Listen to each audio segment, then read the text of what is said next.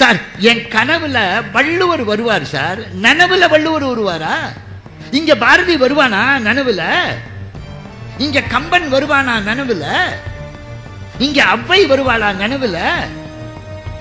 என்னால கனவுல காண முடியும், எல்லாரையும் நனவுல காண முடியாத. அப்போ அவ்வை பாட்டி பாடிவிட்டா என்ன? கனவிலும் நனவிலும் காண்பது தானே. அவ்வை பாட்டி போய் சொல்லுவாளா? வள்ளுவன் சொல்றான், அது வேற ஒண்ணும் இல்லப்பா. தண்ணி உயரமா இருக்கும்போது தாமரை தண்டோட நீளமும் நீளும், தண்ணி குறையும் போது தாமரை தண்டோட உயரம் அது மண்ணோட மண்ணா போய் படிஞ்சுக்கும். அப்ப தாமரையோட உயரம் இருக்கிறது அது தாமரையில இல்ல, தாமரை தண்டிலே இருக்கிறது. வெள்ளத்தனைய மலர் நீட்டம் என்னைக்கு இருந்த மாதிரி இல்ல. இங்க வந்து உட்காந்தமே ஒரு மணி நேரத்துக்கு முன்னாடி அப்ப இருந்த மாதிரியா இப்ப இருக்கும்? தம்பி ராகவேந்தர் பேசி முடிச்சுட்டான், இவன் எப்படா முடிப்பான்? விடமாட்டான் போல் இருக்க நினைப்பு வருதா இல்லையா? இந்த மனசை எதை போட்டு வெளுக்கிறது? இதுக்குன்னு ஏதாவது டிட்டர்ஜென்ட் இருக்கா? ஒண்ணு இல்லையே. அப்ப இந்த மனம் வெளுக்கணும்னா என்ன பண்ணணும் அப்படின்னா, நல்ல நூல்களை படியுங்கள், நல்லவர்கள் இருக்கிற இடத்திலே போய் சேருங்கள், நல்லதை பேசுகிற இடம் எதுவோ அந்த இடத்திலே உங்களை இணைத்துக் கொள்ளுங்கள். வாழ்க்கையிலே நீங்கள் எப்பொழுதும் நல்லதையே பாருங்கள். உங்கள் வாழ்க்கை நடம் உள்ளதாக இருக்கும், உங்கள் உள்ளம் உயர்ந்த உள்ளமாக என்றைக்கும் இருக்கும், மறந்து விடாது. நம்ம நாமக்கல் தங்கம் கேன்சர் சென்டர்ல ரோபோட்டிக் மூலமா அதிநவீன புற்றுநோய் அறுவை சிகிச்சை செய்யறதுனால நம்ம கிட்னியை இழக்க வேண்டியதில்லை, கிட்னியும் பாதுகாப்பா இருக்கும். தங்கம் ஹாஸ்பிட்டல், நாமக்கல். புத்தக திருவிழா. புத்தகம் என்ன செய்யும்? புத்தகத்தினால நாம பெற்றிருக்கிற பலன் என்ன? நீங்க நல்ல பல செய்திகளை தெரிஞ்சுக்கணும் அப்படின்னா, இங்க இருக்கிற பிள்ளைகளுக்கு மட்டுமில்ல பெரியவர்களுக்கும் சொல்றேன், அந்த செய்தி சிறியதா இருக்கணும், ஆனா அதனுடைய கருத்து ஆழமா இருக்கணும். அப்படின்னு நீங்க தெரிஞ்சுக்கணும்னா நீங்க அத்தனை பேரும் படிக்க வேண்டிய ஒண்ணு இருக்கு. அது எதுன்னு கேட்டா, ஔவையாருடைய நூல்கள். அவ்வை பாட்டியினுடைய நூல்களை நீங்க படிங்க. அதை படிச்சா போதும், அது உங்களுக்கு எல்லா விதமான செய்திகளையும் தரும். அதுல ஒரு செய்தி நான் சொல்றேன். முருகப்பெருமானுக்கும் அவ்வைக்கும் பேச்சு நடக்குது. நிறைய இருக்கா, அவ்வை பாட்டி நிறைய கேட்டிருக்கா. பெரிது எது, கொடிது எது? அதுல ஒரு கேள்வி கேட்கிறான் முருகப்பெருமானை பார்த்து, இனிது எது அப்படின்னு கேட்டான். இந்த உலகத்துல இனிது எது அப்படின்னு கேட்டான். அவை பதில் சொன்னா பாருங்க முருகப்பெருமானுக்கு, இனிது இனிது ஏகாந்தம் இனிது. அதுக்கு அர்த்தம் வேண்டாம், அதெல்லாம் நீங்க தெரியுங்க, நாம கடைசி வரைக்கும் மட்டும் அர்த்தம் சொல்லுவோம். இனிது இனிது ஏகாந்தம் இனிது, அதுதான் இனிதா அப்படின்னு முருகப்பெருமான் கேட்டான். அதனினும் இனிது ஆதியை தொழுதல். அதனினும் இனிது உண்டா? அவ்வை பாட்டி சொன்னா பாருங்க, அதனினும் இனிது அறிவுடையாரை சார்தல். நாம யாருக்கு குழந்தைக்கு என்ன சொல்லி தரணும்னு அவ்வை பாட்டி சொல்றா. உன் குழந்தையை யாரிடத்திலே கொண்டு சேர்க்க வேண்டும் தெரியுமா? அவன் யாரை சார்ந்து நிற்க வேண்டும் தெரியுமா? ஏதோ பொழுதுபோக்காக நடிக்கிற மற்றவர்களிடத்திலெல்லாம் கொண்டு போய் சேர்க்காத, வீணே திரிகர்களிடத்திலே கொண்டு போய் சேர்க்காத. நல்ல அறிவுடையவர்கள் பக்கத்திலே போய் எப்பொழுது சேர்கிறோமோ அப்பொழுதுதான் வாழ்க்கை இனிமையாக இருக்கும். எவ்வளவு பெரிய தத்துவத்தை எவ்வளவு எளிமையா சொன்னா பாருங்க. யார்கிட்ட கொண்டு போய் சேர்க்கிறது? சரி அதுவா அப்படின்னு கேட்டா அடுத்து சொன்னா பாருங்க, அதுதான் ரொம்ப அழகு. அப்படி சேர்க்கிறது மட்டும் இனிது கிடையாது, அப்படி சேர்ந்த அந்த அறிவுடையவர்களை கனவிலும் நனவிலும் காண்பது தானே. அறிவுடையவர்களை சேர்ந்தது பெருசு இல்லடா, அது இனிமை இல்லை. அந்த அறிவுடையவர்களை கனவுலையும் நனவிலையும் நினைச்சுக்கிட்டே இரு, அப்பதான் அது இனிமையா இருக்கும் அப்படின்னு சொன்னான். இப்ப இங்க உங்களுக்கு ஒரு சந்தேகம் வருதா? வரலையா? சந்தேகம் வரணுமே. என்ன கேட்டா, நான் வாத்தியாரா இருந்தவன், எனக்கு முன்னாடி இருக்கிற பசங்க சந்தேகம் கேட்கலன்னு வச்சுங்க, நான் சரியா நடத்தலைன்னு அர்த்தம். சில பேர் இருக்கான், என்னை மாட்டி விடணும்னே கேட்பான், அவனுக்கு சந்தேகம் அப்படி வரும். அளம்னு ஒன்று இருக்கு சார், தமிழ்ல அளம் அப்படின்னு ஒன்று இருக்கு. அலம்னா இடம்னு அர்த்தம். அது எங்கே வரும்னு கேட்டால் பெரும்பாலும் உப்பளம்னு இருக்குது பார்த்தீங்களா, உப்பளம் அங்கே தான் வரும். மற்ற இடத்துலலாம் அலம்ங்கிறது வராது. உப்பளம். ஒரு பையன் என்ன தெரியுமா பண்ணா, நான் கிளாஸில் நடத்தி உப்பளம்னு வரும்டா அப்படின்னு. ஒரு பையன் கோவளம்னு வருது, என்ன உப்பளம்னு வருது கோவளம்னு வருது அப்படின்னா என்னங்க சொல்கிறது? சட்டுன்னு கேட்டுவிட்டான். நான் ஒன்று என்ன தெரியுமா, கோவளம்ங்கிறது கடற்கரை பகுதிடா, உப்பு காய்ச்சல் இடம், அதனால வந்திருக்குன்னு. நல்ல வேளை அப்பளம்னு கேட்காம இருந்தான். அப்பளம்னு கேட்டிருந்தா நான் திணறி இருப்பேன். என்னை பார்த்து கேட்கணும், அப்பதான் எனக்கு பிடிக்கும். இப்போ இதுல ஒரு சந்தேகம் வருது நமக்கு இந்த பாட்டில். என்ன? அறிவுடையாரை சார்தல் இனிதுன்னு சொல்லிட்டா அவ்வை. அடுத்தபடி சொல்றா, அந்த அறிவுடையாரை சார்ந்த பாரு அவர்களை கனவிலும் நனவிலும் காண்பதுதான் இனிமைன்னு சொன்னா. இப்போ ஒரு சந்தேகம். என்ன? திருவள்ளுவனை கனவுல பார்க்கலாம், திருவள்ளுவனை கனவுல பார்க்கலாம், நனவுல பார்க்க முடியுமா? இப்ப திருவள்ளுவரை இங்க எழுத்தாப்புல உட்கார்ந்துருக்காரு, பார்க்க முடியுமா? கனவுல யார் யாரோ நம்ம கனவுல வராங்க. என்னைக்கு திருவள்ளுவர் வந்திருக்காரு? திருவள்ளுவர் வந்தா இவன் என்ன தருவான், பயந்துருவான். யார் யாரோ வராங்கம்பான். நமக்கு வர வேண்டியது வேற ஆளா இருந்தாதான் கனவேன்னு நினைப்போம். சார், என் கனவுல வள்ளுவர் வருவார் சார், நனவுல வள்ளுவர் வருவாரா? இங்க பாரதி வருவானா நனவுல? இங்க கம்பன் வருவானா நனவுல? இங்க அவ்வை வருவாளா நனவுல? என்னால கனவுல காண முடியும் எல்லாரையும், நனவுல காண முடியாத. அப்போ அவ்வை பாட்டி பாடிவிட்டா என்ன? கனவிலும் நனவிலும் காண்பது தானே. அவ்வை பாட்டி பொய் சொல்லுவாளா? பொய் சொன்னா அவ அவ்வை பாட்டியா? பொய் சொன்ன ஒரு சொல் நினைச்சு நிக்குமா? காலங்காலமா நினைச்சு நிக்காத. அப்ப உண்மைதானே நினைச்சு நிக்கும். அப்ப கனவிலும் நனவிலும் காண்பது தானே என்ன தெரியுமா அர்த்தம்? கனவுல நீ ஔவையார பாரு, கனவுல நீ யார வேணாலும் பாரு, ஆனா அவர்கள் இன்றைக்கு இல்ல. அவர்களை எப்படா நனவுல பாப்பனா? ஒன்னும் கஷ்டப்படாத. இதோ வள்ளுவன் எழுதின திருக்குறள் புஸ்தகம் இருக்குடா, அவ்வை பாட்டி எழுதின ஆத்திச்சூடி இருக்குடா, அதை பையில வைடா, நனவிலையும் அவர்களை உன்னால் காண முடியும் அப்படின்னு சொன்னான். அப்ப கனவிலும் நனவிலும் என்றைக்கு என் முன்னோர்கள் வாழ்ந்து மறைந்தவர்கள் என் நனவிலே எப்படி வருவார்கள்? அவர்கள் தந்த கருத்துக்களால் என்னுடன் அவர்கள் என்றைக்கும் வாழ்ந்து கொண்டிருப்பார்கள். உங்கள் குழந்தைகளுக்கு அவர்களை காட்டுங்கள், அவர்கள் புத்தகங்கள் மூலமாக. எதுக்கு? இந்த உலகத்தில் இன்னைக்கு நான் கொடுத்துருக்கிற தலைப்பு என்னன்னு கேட்டா, உயர்ந்த உள்ளம். எது உயர்ந்த உள்ளம்? என்னை விட ஹைட்டா இருக்கிறவருக்கு இருக்கிற உள்ளமா? ஒரு 7 அடி இருந்தா உயர்ந்த உள்ளம், 2 அடி இருந்தா தாழ்ந்த உள்ளம் அப்படின்னு ஏதாவது இருக்கா? கிடையாது.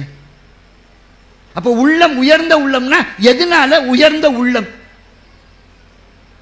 எதை வச்சு ஒரு உள்ளத்தை உயர்ந்த உள்ளம்னு சொல்றது? வள்ளுவன் சொன்னா உயர்ந்த உள்ளம் எது தெரியுமா? அவன் சொல்றான், வள்ளுவன் சொல்றான், என்னோட வார்த்தை கிடையாது. தாமரை இருக்கு இல்லையா, அந்த தாமரை குளத்துல எங்க இருக்கும்? மேலதான் இருக்கும். கீழே இருக்குமா? இருக்காது, மேலதான் இருக்கும். சரி, குளம் நிறைய தண்ணி இருக்கு சார், தாமரை மேல இருக்கு. தண்ணி இப்ப குளத்துல குறைஞ்சி போச்சு, இப்ப எங்க இருக்கும்?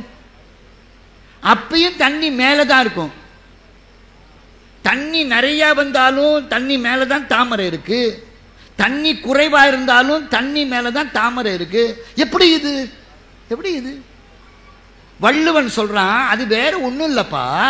தண்ணி உயரமா இருக்கும்போது தாமரை தண்டோட நீளமும் நீளும், தண்ணி குறையும் போது தாமரை தண்டோட உயரம் அது மண்ணோட மண்ணா போய் படிஞ்சுக்கும். அப்ப தாமரையோட உயரம் இருக்கிறது அது தாமரையில இல்ல, தாமரை தண்டிலே இருக்கிறது.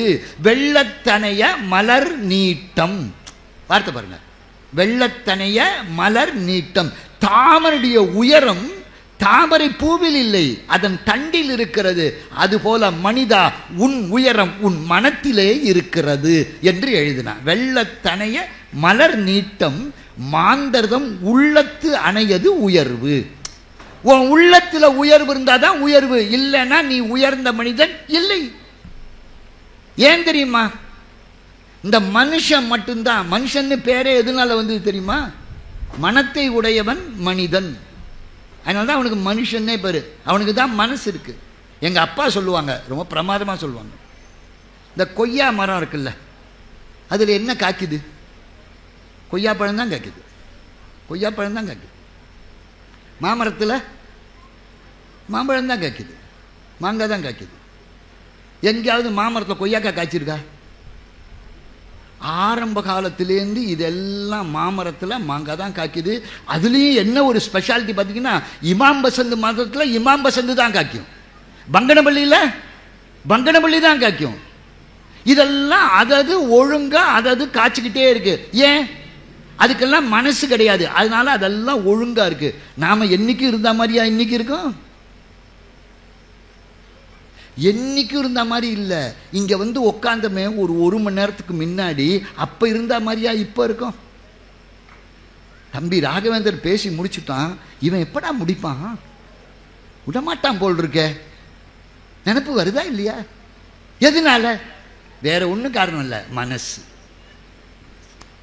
சார் என்ன மாதிரி என் குழந்தை இல்லை சார், என்ன மாதிரி என் குழந்தை இல்லை. எங்கள் வீட்டில் நான் செல்லம்மா 7ஆவதா பிறந்தேன். என்ன பார்க்குறீங்க? ஓ 7ஆவதே இவ்வளவு செல்லமான்னு பார்க்குறீங்களா? எனக்கு அப்புறம் 2 பேர் பிறந்தாங்க, அது என்னை விட ரொம்ப செல்லம் போல் இருக்கு சார். நாங்கள் மொத்தம் 8 பேர் சார் எங்கள் வீட்டில். ஆனால் 8 பேரும் ஒரே மாதிரி இருக்கோமா? இல்லையே. 8 பேரும் 8 மாதிரி இல்லை இருக்கும், ஒரே மாதிரி இல்லையே. ஏன் இருக்க முடியலையே? எதனால? மனசு காரணம். உங்களுக்கு ஒன்று புரியுதா? உங்களுடைய உயர்வும் உங்களுடைய தாழ்வும் அத்தனைக்கும் அடிப்படை காரணம் எது தெரியுமா? மனசு. இந்த மனசை அவ்வளவு சீக்கிரம் உங்களால அடக்கிட முடியுமா? அவ்வளவு சீக்கிரம் நான் இதுல இருந்து விடுதலை ஆயிடுவேன் அப்படின்னா முடியுமா? வாய்ப்பே இல்லை. குருதேவர் ஸ்ரீ ராமகிருஷ்ண பரமஹம்சர் ஒரு அற்புதமான செய்தி சொன்னார் பாருங்க. ஒருத்தர் என்ன பண்ணா, எல்லாத்தையும் விட்டுட்டு மனசை அடக்கி சன்னியாசியா போறேன்னு அவன் ஊருக்கு பக்கத்தில் இருந்த ஒரு காட்டில், ஊருக்கு பக்கத்தில் அந்த காட்டில் போய் ஒரு குளக்கரை நல்லா குழு குழுன்னு இருக்கு, அதுக்கு பக்கத்தில் மரத்தில் கடியில் போய் உட்காந்தான். ராமராமா ராமராமான்னா ஒரு 11 மணி இருக்கும். இந்த ஊர் பக்கத்தில் இருக்கிற ஊர் தானே, அதுலேருந்து தண்ணி எடுக்க பெண்கள்லாம் வந்தாங்க. இவன் பார்த்தானா, அதுக்கப்புறம் தவம் பண்ண முடியும்? தவம் அவுட்டு. அதனால் என்ன பண்ணா, இந்த கண்ணு தானே கெடுத்துது அப்படின்னு கண்ணை எடுக்கி கட்டிக்கிட்டு ராமராமா ராமராமான்னா. அடுத்த நாள் இதே 11 மணி பெண்கள்லாம் தண்ணி எடுக்க வந்தாங்க. இப்போ பார்க்கறதுக்கு கண் இல்லையே, அவங்க கொலுசு போட்டு வந்தாங்களா, ஜல் ஜல்னு சத்தம் வந்தது. ஓ பெண்கள்லாம் தண்ணி எடுக்க வந்திருக்காங்க போல் இருக்குன்னா அன்னைக்கு அவுட்டு. பார்த்தான் இந்த காது தானே கெடுத்துதுன்னு ராமராமா ராமராமான்னா. அன்னைக்கு அந்த பொண்ணு பூ வச்சுக்கிட்டு வந்தா, அது காற்றுல வந்து பட்டுது, வாசனை வந்தது. பார்த்தான் ஓ 11 மணி பெண்கள்லாம் தண்ணி எடுக்க. பார்த்தான் ஐயோ மூக்கிலெல்லாம் பஞ்சு வைக்க முடியாது, மூக்கில் பஞ்சு வச்சா நமக்கு பஞ்சு வச்சிருவான் எல்லாரும் அப்படின்னு என்ன பண்ணா, இந்த இடமே வேண்டான்னா வேற எங்கேயோ தள்ளி போய் உட்காந்துக்கிட்டான். இன்னைக்கு பார்க்கறதுக்கு கண்ணு அவங்க வரமாட்டாங்க, கொலுசு சத்தம் கேட்காது. ஏன்? அவங்க வரமாட்டாங்க, வருவாங்க ஆனால் இவனுக்கு கேட்காது. அன்னைக்கு இதே மாதிரி 11 மணி ஆச்சு. இப்போ என்ன தெரியுமா ஆச்சு? மனசு கடந்து அடிச்சுக்கிச்சு. ஐயோ 11 மணி ஆச்சு, தண்ணி எடுக்க வருவாங்களே, நான் இங்கே உட்காந்துருக்கேன்னு. இவன் எங்க திருந்துவான்? இந்த மனசு திருந்துமா? அதனால தான் பாரதி கேட்டான், ஒரு அற்புதமான கேள்வி கேட்டான். என்ன தெரியுமா கேட்டான்? இந்த கையில் மோதிரம் போட்டிருக்கோம், வைர மோதிரம். வைர மோதிரம் பலபலன் மின்னணும்னா என்ன பண்ணணும்? பட்டை தீட்டணும். அப்ப இந்த மணியை வெளுக்கிறதுக்கு ஒரு சாணக்கல் வேணும். இந்த உடம்பெல்லாம் வெள்ளை வெள்ளை ஆகணும். என்ன பண்ணணும்? திருநீர் பூசிக்கோ. மந்திரமாவது நீர், வானவர் மேலது நீர், சுந்தர் திருநீர் பூசிக்கோ. இந்த துணி இருக்கு, இது வெள்ளை வெள்ளையர்னு போட்டிருக்கேன், என்ன பண்றது? அதுக்குன்னு மண் இருக்கு, அந்த மண்ணில் போட்டு தேய், வெள்ளை கலர் ஆயிடும். நான் சொல்லலை, பாண்டிச்சேரியில் இருக்கிற தேசமுத்து மாரியம்மனை பார்த்து பாரதி பேசுகிறான். துணி வெளுக்க மண் உண்டு எங்கள் முத்து மாரியம்மா, எங்கள் முத்து மாரி. மணி வெளுக்க சாணை உண்டு எங்கள் முத்து மாரியம்மா, எங்கள் முத்து மாரி. தோல் வெளுக்க சாம்பல் உண்டு எங்கள் முத்து மாரியம்மா, எங்கள் முத்து மாரி. எங்கள் மனம் வெளுக்க வழி இல்லையே. இந்த மனசை எதை போட்டு வெளுக்கிறது? இதுக்குன்னு ஏதாவது டிட்டர்ஜென்ட் இருக்கா? ஒண்ணும் இல்லையே. அப்ப இந்த மனம் வெளுக்கணும்னா என்ன பண்ணணும் அப்படின்னா, நல்ல நூல்களை படியுங்கள், நல்லவர்கள் இருக்கிற இடத்திலே போய் சேருங்கள், நல்லதை பேசுகிற இடம் எதுவோ அந்த இடத்திலே உங்களை இணைத்துக் கொள்ளுங்கள். வாழ்க்கையிலே நீங்கள் எப்பொழுதும் நல்லதையே பாருங்கள். உங்கள் வாழ்க்கை நடம் உள்ளதாக இருக்கும். உங்கள் உள்ளம் உயர்ந்த உள்ளமாக என்றைக்கும் இருக்கும். மறந்து விடாதீர்கள் சார். நான் எதை பார்க்கிறேனோ அதுதானே சார். உங்களுக்கு ஒன்று தெரியுமா, நான் போற போக்கில் சொல்றேன்னு நினைக்காதீங்க, உண்மை சொல்றேன். உங்க குழந்தை ஏதாவது தப்பா பேசுதா அப்படின்னா என்ன காரணம் தெரியுமா? நீங்க தான் காரணம். ஏன் தெரியுமா? குழந்தைகள் எப்பொழுதும் கண்டதை பேசுவதில்லை, அவர்கள் கேட்டதை பேசுகிறார்கள் என்பதை மறந்து விடாதீர்கள். கேட்டதை. நான் ஒரு பாட்டு சொல்றேன். இந்த பாட்டை நான் புத்தகத்தை பார்த்து என் வாழ்க்கையில் படிச்சதில்லை, இன்னி வரைக்கும் படிச்சதில்லை. ஏன்னா இந்த பாட்டை படிக்கணுங்கிற அவசியமே இல்லை. என் மனசுல போய் உட்கார்ந்துருக்கு அந்த பாட்டு. எனக்கு 1 வயதாக இருக்கிற பொழுது என் தாய் தூளியில போட்டு ஆட்டும் போது எனக்கு பாடின தாலாட்டு பாட்டு என்ன பாட்டு தெரியுமா? மாணிக்கம் கட்டி வைரம் ஈடகட்டி ஆணி பொன்னால் செய்த வண்ண சிறுதொட்டில் பேணி உனக்கு பிரமன் விடு தந்தான் மானக்குரலனே தாலேலோ வையம் வளர்ந்தானே தாலேலோ மண்ணு புகழ் கோசலைதன் மணி வயிறு வாய்த்தவனே தென் இலங்கை கோன் முடிகள் சிந்துவித்தாய் செம்பொன்சே கண்ணினன்மா மதுள் புடைசூழியன் கனபுரத்து கண்மணியே என்னமுதே இன்னவனே ராகவனே தாலேலோன்னு 1.5 வயசுல எங்க அம்மா பாடின பாட்டு இன்னி வரைக்கும் நான் படிக்கல சார். இன்னி வரைக்கும் படிக்கல. மனசுல அப்படியே இருக்கு. ஏன்? என்ன காரணம்? உங்க குழந்தை தெரிஞ்சுதான் படிக்கணும்னு நினைக்காதீங்க. அர்த்தம் தெரிஞ்சுதான், தேவையில்லை. அர்த்தம் தெரிகிற காலத்தில் அந்த பிள்ளைகளுக்கு நிச்சயமாக அர்த்தம் தெரியும். தெரியுதோ தெரியலையோ நல்லதை இப்பொழுது சொல்லிக் கொடுங்கள். உங்கள் பிள்ளைகள் நல்ல விதமாக வளர்வார்கள். சொல்லிக் கொடுங்க. நம்ம நாமக்கல் தங்கம் கேன்சர் சென்டர்ல robotic மூலமா அதிநவீன புற்றுநோய் அறுவை சிகிச்சை செய்யறதுனால நம்ம கிட்னியை இழக்க வேண்டியதில்லை. கிட்னியும் பாதுகாப்பா இருக்கும். தங்கம் ஹாஸ்பிட்டல், நாமக்கல்.